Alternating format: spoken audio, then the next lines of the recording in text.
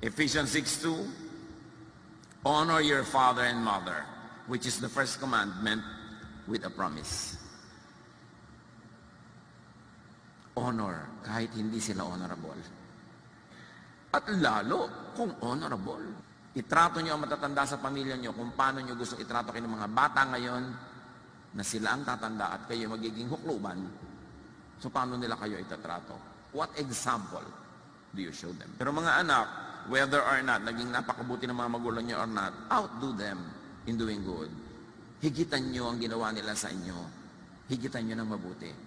Kasi Diyos naman ang nakakaalam. Diyos ang nakakabatid. At Diyos ang nagpaparusa sa hindi marunong tumanaw. Diyos naman ang nagbibigay ng pagpapala sa marunong tumanaw. Kaya sabi niya, honor your father and your mother so that your days may be blessed and your life may be long. Yan ang kaisa-isang utos na may kakabal na pangako eh.